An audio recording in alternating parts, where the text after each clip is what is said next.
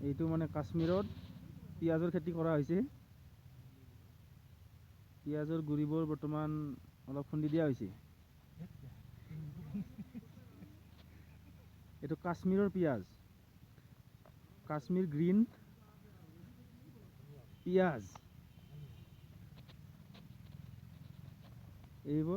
এইবোৰ মানে কাশ্মীৰত পিঁয়াজ লগোৱা হৈছে। 2-3 মাহত মানে হৈ যাব ডাঙৰ।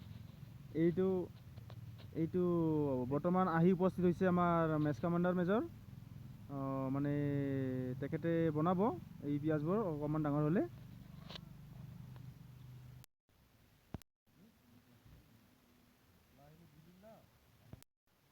এইটো ৰগুনৰ খেতি হয়। ইয়াত ৰগুন লগোৱা হৈছে।